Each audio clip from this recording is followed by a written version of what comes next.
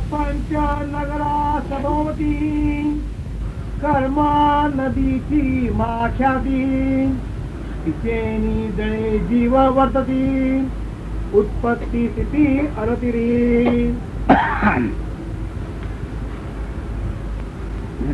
ब्रह्मज्ञान, ब्रह्माला असलेले ब्रह्मज्ञान हे ब्रह्मज्ञान ब्रह्माचे आहे. ब्रह्माला आपले असणे जे कळले त्याचे ज्ञान आहे. भगवान श्री परमात्मा उद्धवाला सांगताय कर्म म्हणजे वागणूक, एकूण वागणूक म्हणजे कर्म.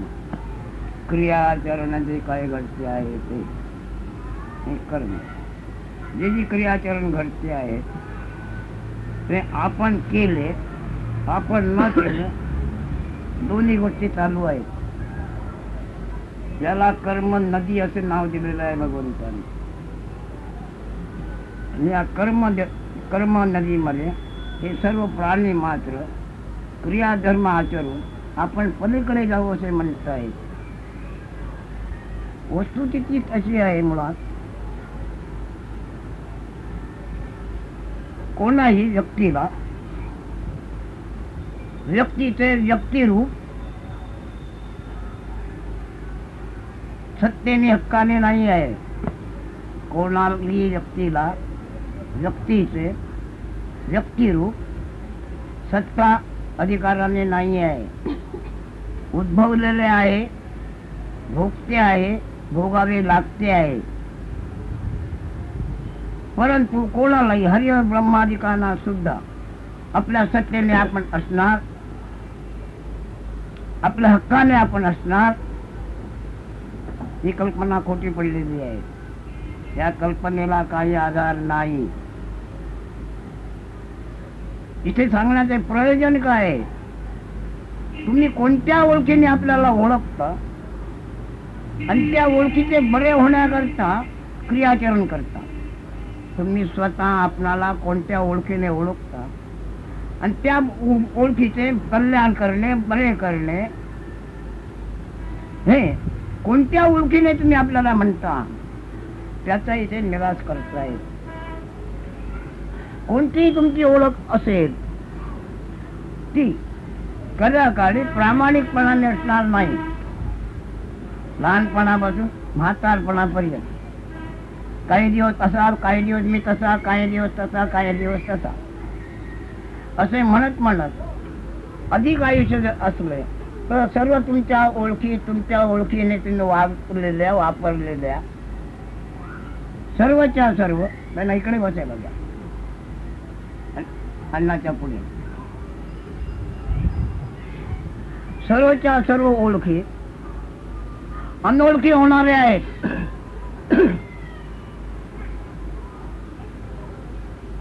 कळायला लागल्यापासून इथे बस, इकडे जवळ घ्या. लागल्यापासून कोणतीही तुमची ओळख आयुष्यात भोगलेली तत्सम तद्रूप राहिलेली नाही, राहत नाही, राहणार नाही. तुम्ही म्हणून या तुमच्या अनुभवाची कर्माचरणाला आणि तुम्हाला प्रमाण नाही, अप्रमाण आहे. म्हणून भगवान सांगतायत की ही कर्म नदी आहे. या कर्मनीतून कर्माचरण करून चांगल्यात चांगले कर्म करून मी याच्यातून पलीकडे जाईल म्हणतो आहे. वास्तविक तुमचे येणे झाले ते कोण रूपाने, जाणे कोणत्या रूपाने आहे. अधिक आयुष्य आले तर तुमची ओळख तुमच्याकरता कोण राहिली, कोणती ओळख तुमच्याकडे स्थिर आहे. दीर्घ आयुष्य जर मिळाले तर कोणती ओळख सहवासाला राहिली. तर ही ओळख फक्त तुमची देहाची आहे. देहामध्ये स्थित्यंतर होणे, पालट होणे हा देहाचा धर्म आहे. देह आहे अन्नार्जी, पदार्थ रूपी, पदार्थ रूप आहे. आज मला काही सुचत नाही, काही समजत नाही, काय नव्हतं, मूळ सारखा झालो आहे. काय झालाय? देह पदार्थ जड झालाय. देह हा पदार्थ आहे तो जड झालेला आहे. देह पदार्थ जड झाल्यामुळे मला काही सुचत वाचत काही नाही. हा अनुभव तुम्ही आपल्या अंगावर घेता. कारण काय? देहाचे दर्शन, देहाचे जडत्व, देहाची हालचाल म्हणजे आपली हालचाल. देहाची हालचाल म्हणजे आपली हालचाल. हा तुमचा अहमभाव. अहमभाव म्हणजे असा मी आहे. आणि त्याच्यामध्ये वागणूक जी घडली आणि घडते आहे तिथे डिलेवरी घेता, स्वीकार करून साचवता, हा अहंकार आहे. परंतु अहंकार कोणत्या कारणाने आलेला आहे? आकाराच्या ओळखीवर सगळी तुमची मजा चाललेली आहे. देहाच्या आकारावर, देहाच्या ओळखीवर तुमची मदत चाललेली आहे. देहाच्या आकारामुळे श्रीवा पुरुष तुम्ही आहात. परंतु ते देह जीर्ण होऊन जेव्हा पडते तेव्हा तुमच्या करता, तुमच्या ओळखीचा तुमच्याजवळ नमुना काय राहणार आहे? विचार केला जात नाही. चांगला चांगलं कर्म, चांगला चांगलं कर्म करून पुढे जातो. मग चांगल्या कर्माला वैकुंठाधिक, अमके तमके, स्वर्गाधिक असे लोक मिळतात. हे कशाचं बळ आहे? कर्म अभिमानाचे आहे. तर इथे तुमच्या वागणुकीने तुमचं बळ होणार आहे ही कल्पना अप्रस्तुत आहे. वास्तविक ती खरी नव्हे. तरी पण तुमच्याकडे आत्मज्ञान तुम्हाला नसल्यामुळे, देह ज्ञानावर तुम्हाला जगायचं आणि मरायचं असल्यामुळे जे तुमच्या कर्माचरण घडते, बरे आणि वाईट, पाप आणि पुण्य, याच्यावर तुम्ही आपला निर्वाह करायला मागता. याचा पूर्ण विचार केला पाहिजे की तुमच्याकरता तुमच्याजवळ हक्काची ओळख म्हणून काय आहे. हे माझे रूप आहे. वाचा.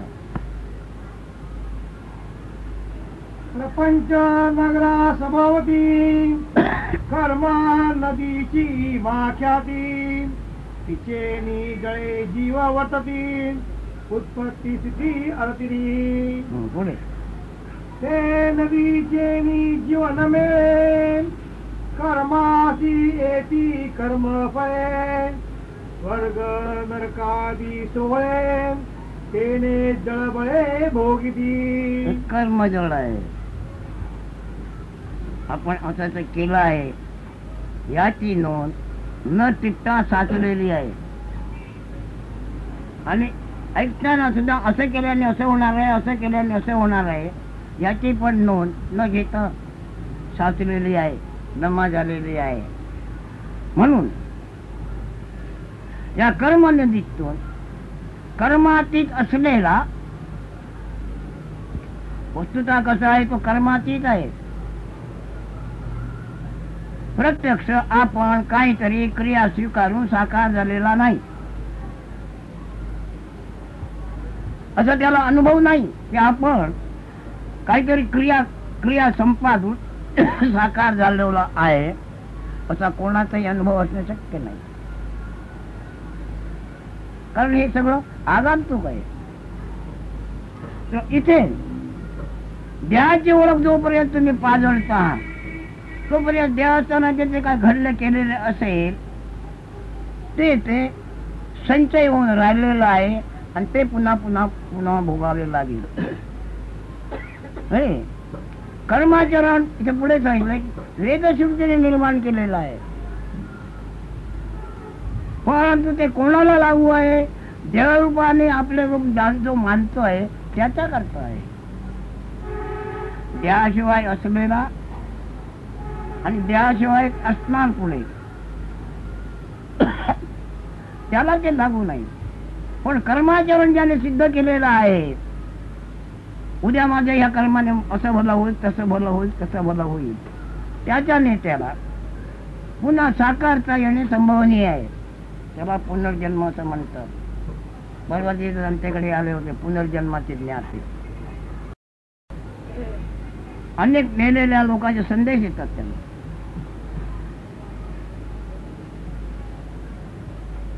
शाळा खात्यातला तो काय तुम्ही वरचा म्हणता तो हा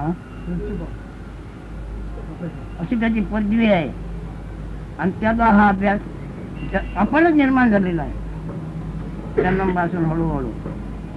आणि मेलेले जीव त्याला संदेश पाठवतात, त्याच्यावर बोलतात, चालतात, आपल्या ओळखीची सही करून देतात आणि सही करायला त्याच्याच हाताने करतात इत्यादी साक्षात्कार समजा. ते परवा आले होते. तर मी त्यांना म्हटलं एकूण साधारण तुम्हाला पुनर्जन्माच्या लोकांच्या संख्येची कितीची संख्या मिळेल? ही देवबुद्धीची कल्पना त्यांना नडलेली आहे. कोण मांत्रिक होते, कोण अमके होते, कोण तमके होते, कोण तमके होते आणि त्यांची कल्पना ही तशी कुठेतरी नांदते आहे.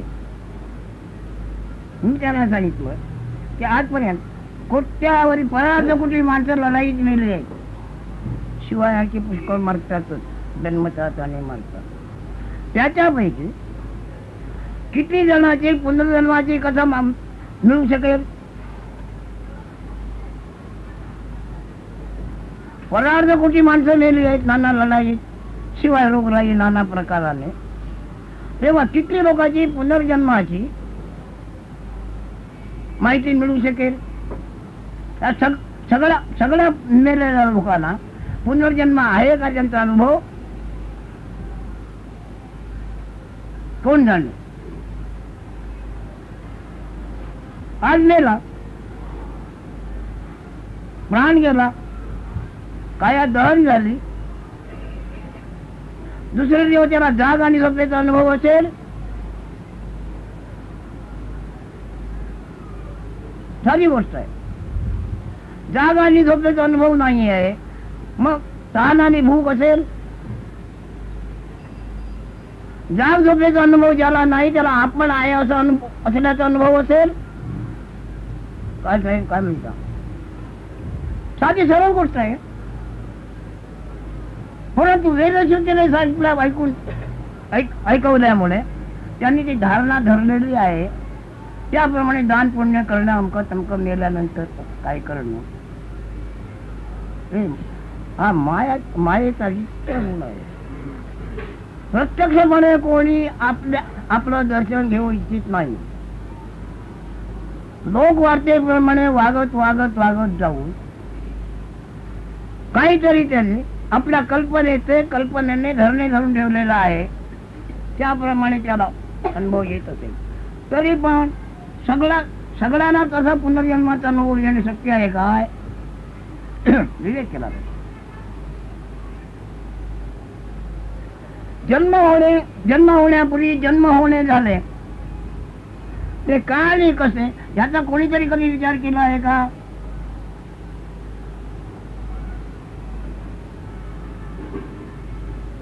ज्याचा जन्म झाला नाही त्याला बाळ म्हणता येत नाही, अज्ञान बालक म्हणता येत नाही. अशी न जन्मलेली बाळके आहेत की नाही? असतील की नाही? न जन्मलेल्या बाळकाला तुम्ही काय नाव द्याल? ते कसं वागत असेल, ते काय करत असेल, त्याला स्वतः असल्याचं स्वप्न तरी पडत असेल? न जन्मलेल्या बाळकाला विवेकाचे काम आहे. ही सगळी शब्द परंपरा आहे जगात आणि शब्द परंपरेप्रमाणे जीव त्या आधाराने चालतायत. इथे भगवान श्रीकृष्णाचे म्हणणे आहे, वस्तुतः काही घडले नाही, काही झालेले नाही आहे. स्वप्नातून जग तुम्ही जेव्हा पाहता, गाढ झोपेत असून सुद्धा जागा झाल्याचा अनुभव, जागा झालो असे वाटले. जागा झालो असे वाटल्याबरोबर खालतीवरती आत बाहेर जग आहे असे वाचून जगाने त्याला नाचले. आणि त्याच्यामध्ये सर्व प्रकारचे प्राणी मात्र आहेत. 84 लक्ष योनीचे जीव त्याच्यात नांदतायत. मग साधू संत महात्मे अमके चमके सुद्धा त्या जगामध्ये आहेत. चंद्र सूर्य तारे वगैरे सगळं काय खगोल भूगोल भरलेला आहे. पण त्याची उपस्थिती कशामुळे झालेली आहे, कुठून होते, तर गाढ झोपेत झोपलेला जो राजा, त्याला गाढ झोपेत उगाच खोटीच जागृती आली मी जागा आहे म्हणून, आणि त्याने ते जग पाहिले.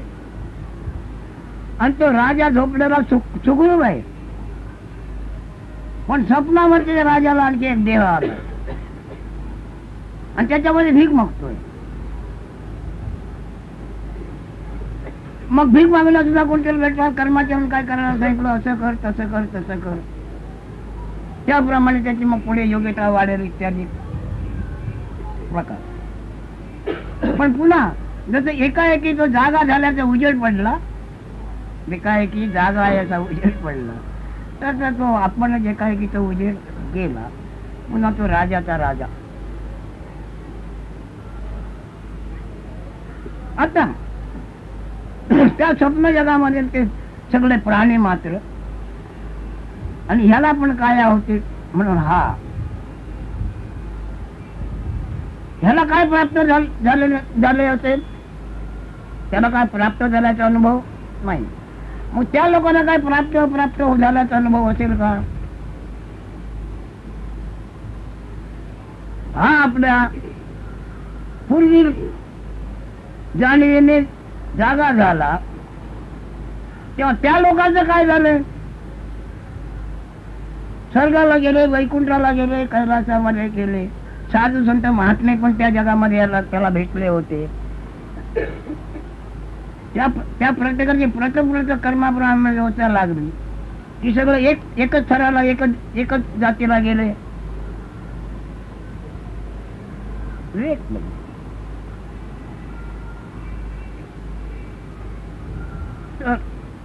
मेला त्याला दुसरे जाग आणि झोप अनुभव नाही, तर तो असल्याचा अनुभव असेल.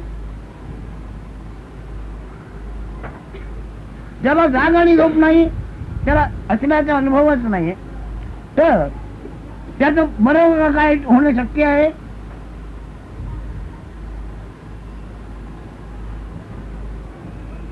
म्हणून एक कर्मजली आहे म्हणतात. आणि कर्मजलीच्या वर्षामध्ये काय त्याची कल्पना त्याला लोळवते आहे. सुख दुःख बरं वाईट काय तुम्हाला वाटते त्या तुमच्या कल्पनेमुळे.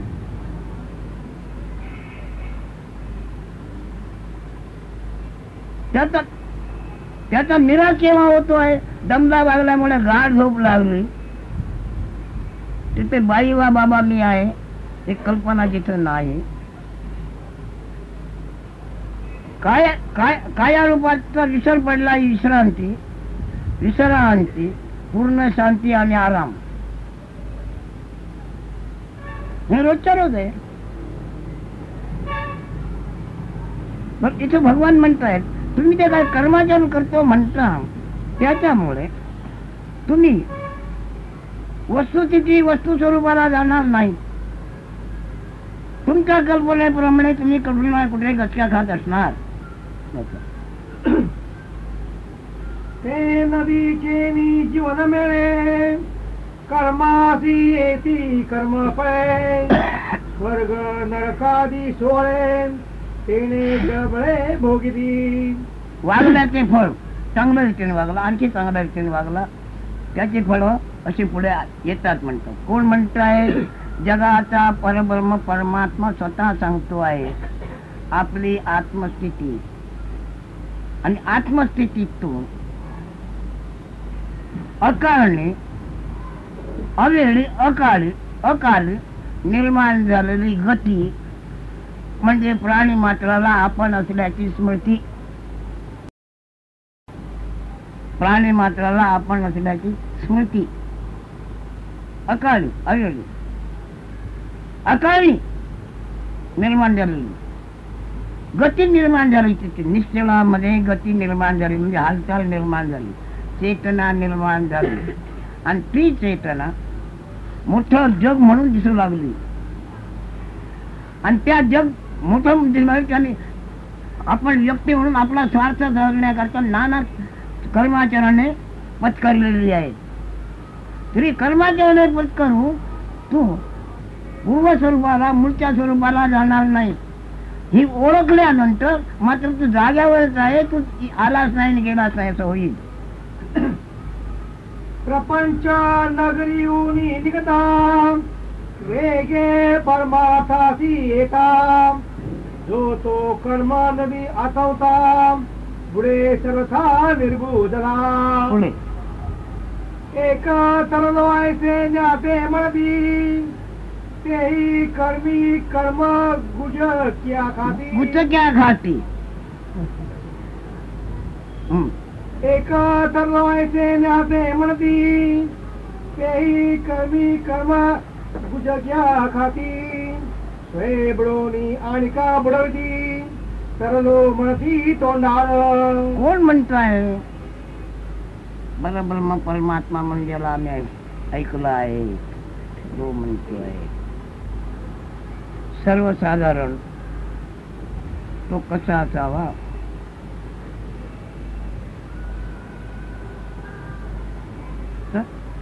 खोटी जाग आली असताना विशाल पोकळी निर्माण होते, त्याला आकाश म्हणायचं. आणि त्या आकाशात नंतर मग दुसरी 4 भूत निर्माण होतात, आणि ती 5ही भूत म्हणून जग हे नाव त्याला येते. आता त्या आकाशाला काय कमी जास्ती होते? आकाशाचे बरे वाईट काय होते का? बाकी भूताचे काही कमी जास्ती होत नाही. पण जी पोकळी निर्माण झाली आकाश म्हणून त्याचे काही कमी जास्ती होते का? आज जगामध्ये मुंबई नाव प्रख्यात आहे. पुष्कळ निर्धनातील सदन होऊन जात आहेत, येतात जात आहेत. परंतु मुंबईचं काय बरं वाईट होत आहे का? मुंबई कधी जागीवा झोपलेली? मुंबईला येणे जाणे आहे का? कोणत्या प्रदेशाचा हा धर्म आहे, नाव त्या प्रदेशाला आहे, पण तो प्रदेश येत जात नाही, जागत झोपत नाही, खात जेवत नाही. हे कबूल आहे ना? आता मुंबई शब्दाचा जो एक अर्थ आहे, प्रत्यक्ष अनुभव आहे मुंबईचा. परंतु मुंबईचा स्पर्श कोणाला बरा वाईट असं काही सांगता येणार नाही. लोकांचं येणे जाणे होते आहे, मुंबईचं येणे जाणं नाही. साधारण जवळजवळ दृष्टांत द्यायचा तर मुंबई जशी आहे ती खात पीत नाही, काही करत नाही, पण लोकांचं कल्याण होतच आहे त्याच्यामुळे.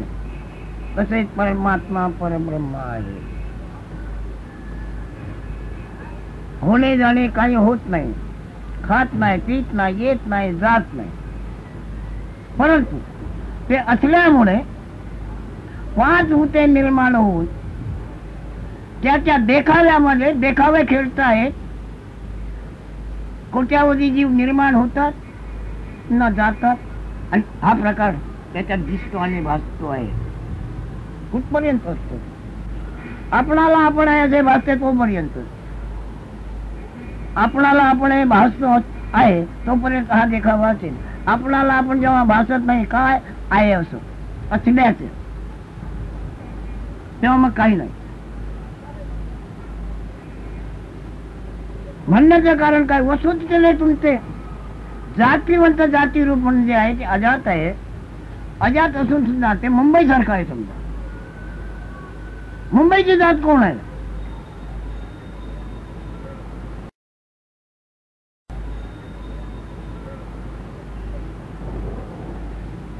मुंबईच्या होण्याने काय होणार आहे? उद्या काल प्रसंगाने काहीतरी धरणीकम त्याला काय झाला तर भूगोल म्हणून जमिनीचं नुकसान होईल. आटापूर ताटाट होईल जमिनीचं होईल. मुंबईचं होईल का? पृथ्वी भागाला मुंबई म्हणतात की आकाशाच्या भागाला मुंबई म्हणतात? कोणी काही विचार केलेला नाही. तात्पर्य काय? मुंबईचे जसे काही बरे वाईट होणे नाही तसे परमात्माचं सुद्धा काही होणे जाणे नाही. खाणे जेवणे इत्यादी क्रिया ज्याला करावी लागते त्याचे बरे वाईट होणे शक्य आहे. पण खाणे जेवणे ज्याला कर्तव्यच नाही त्याचे बरे वाईट होणे काय आहे?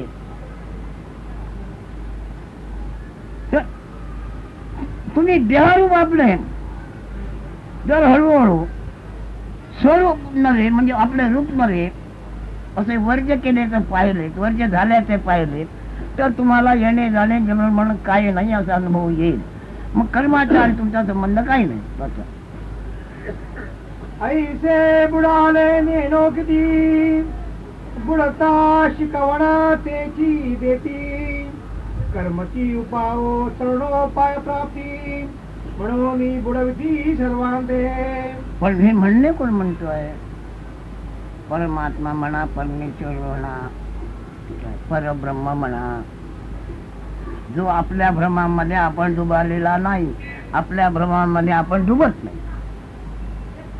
तुम्ही आम्ही सगळे आपल्या भ्रमामध्ये गटक्या घातो डुबालेले आहोत. भ्रम कसला? साकार दर्शनाचा, साकार अभिमानाचा. साकार अभिमान म्हणजे देहाचा अभिमान. तो साकार देह तरी साकार राहतो का? साकार देहामध्ये सर्व व्यवहार करणारा प्राण, आणखी त्याचा धर्म मन. प्राण नसताना मन आहे? प्राणच जर नाही तर मन आहे का? नाही. प्राणाचं कार्य करतं मन आहे. उद्या तो प्राणच काय असं वाटतो? त्याला काय आहे का? प्राणाला आकार आहे? नाही. मग प्राण आणखी त्याचा 60 गुण.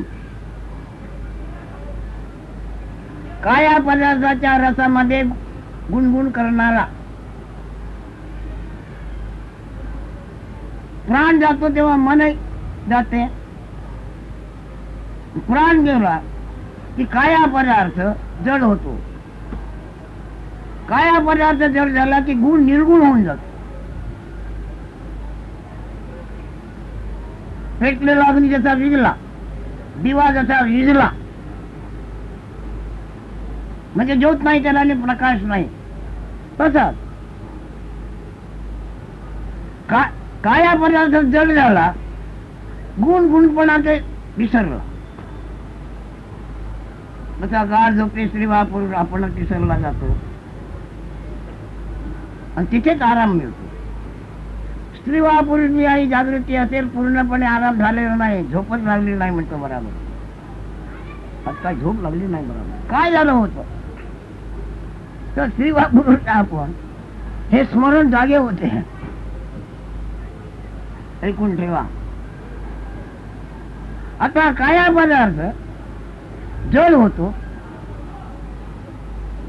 आणि तो पुढे जड झाल्यानंतर तेलासारखा पातळ होऊन जळून जातो. अग्नीचा गुणधर्म आहे. अग्नी जे जे जाळतो त्याचं आयर बनवून ते खातो. कोणी लक्ष दिलं नसेल. अग्नी जे जे खातो हे सुद्धा खाणार, पण ते केव्हा खाल्लं जातं? त्याचं आयर बनतं, तूप बनतं, तेव्हा ते दिसतं आणि ते संपलं म्हणजे ते दिसतो. तर तुमची काया आणि कायेत असलेला रस, आता काय अन्नाचा आकार आहे, साचलेल्या अन्नाने आकार काया आहे. त्या अन्नामध्ये निघाड झाला म्हणजे आजार आला. डॉक्टर औषध देतात, डॉक्टरला ज्ञान काय आहे? आत्म्याचं ज्ञान नाहीये, काया पदार्थाचं ज्ञान आहे. त्या काया पदार्थामध्ये जो बिघाड झालाय तो करण्याकरता दुसरा रस देतात. तो रोज दिल्याने तो दोष निघून जातो, मग बरा झाला. आणि कुठपर्यंत चालायचं आहे?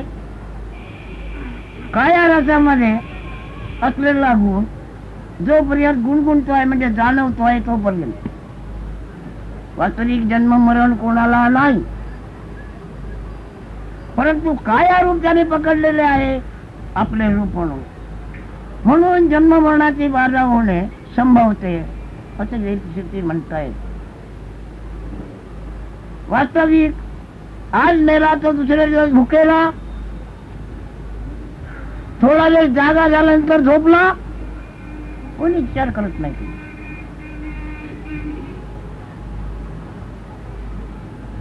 दंबा लागल्यामुळे जेवण सोडून जो गाढ झोपली गेला तो सुखी झाला की आरामरूप राहिला? कशामुळे?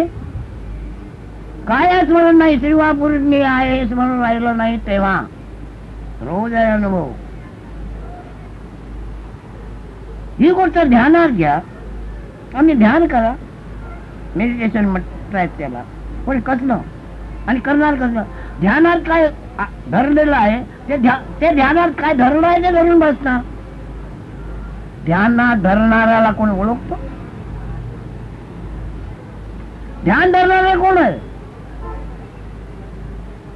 ध्यानात धरले टमके आहे ते धरून बसणार, पण ध्यान धरत्याला कोणी धरलं आहे? ध्यान धरते जे आहे तो शुद्ध सत्वाचा अंतर्यामींचा अंतरात्मा गुण ज्ञान आहे, जाणीव आहे. आपण असल्याचा अर्थ तिचा आहे म्हणून आत्मा आहे. अनेक नाव त्याला आहे. तात्पर्य काय? तुम्ही ज्या मान्याने तुम्हाला मानता ते तुम्हाला घातक आहे. मानलेली कोणतीही गोष्ट तुमच्या संवादाला असणार नाही आणि ती तशी तुम्ही धरून जर मरण आले तर तुम्हाला ते जाचक होईल. मानलेली कोणतीही गोष्ट न मानता ही जे आहे ते यथार्थ आहे, ते तुम्हाला कधी दगा करणार नाही. दुसरी एक गोष्ट ऐकून ठेवा.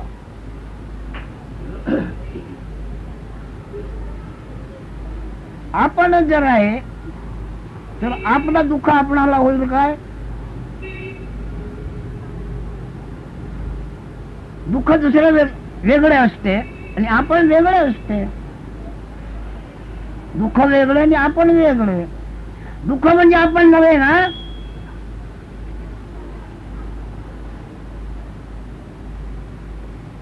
दुःख हे पदार्थजन्य आहे,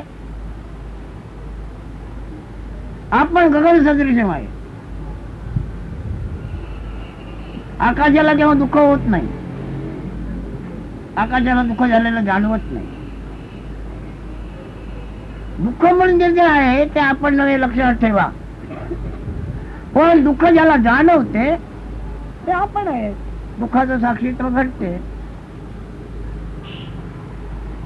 शरीर आणि शरीरातील पदार्थाचा जो अनुभव येतोय त्याच्यामध्ये दुःख आहे. शरीर आणि शरीर पदार्थाचा साक्षीदात म्हणून जे आहे त्याला दुःख नाही.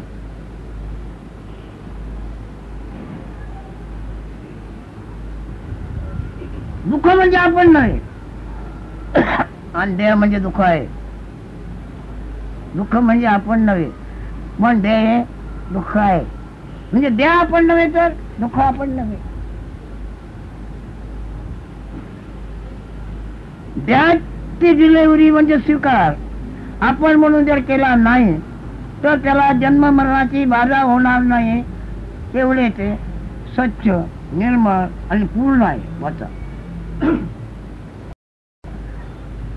ऐसे बुडाले नेनो किती बुडता शिकवणा तेची देती कर्मची उपाव तृणोपाय प्राप्ती प्रणोनी बुडवती सर्वांते ना कर्मणा हे वेद वचनम कर्मे नमे ब्रह्म ज्ञानम तेन मानती कर्मठा जनाम शांती कर्माभिमान कर्माचा.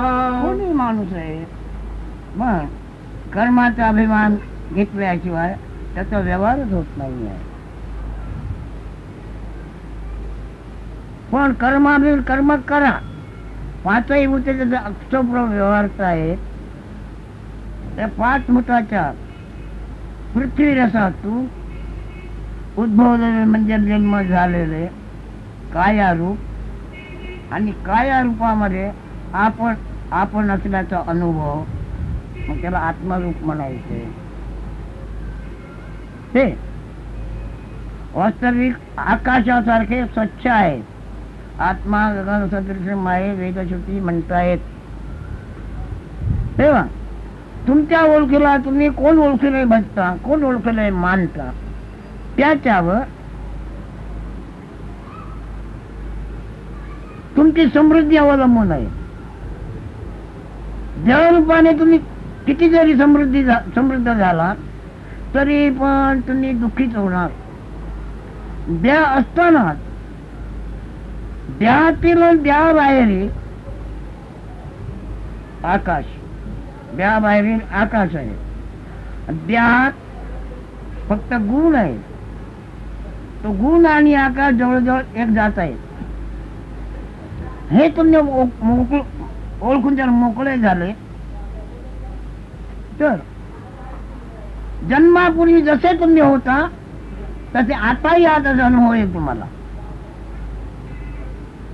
जन्मापूर्वी तुम्हाला कोणकोणत्या प्रकारचं दुःख होते की नाही तुम्हाला प्रत्येकाला माहिती आहे. प्रत्येकाचे स्वरूप ज्ञान केव्हाही कुठेही जन्मापूर्वी जे आपण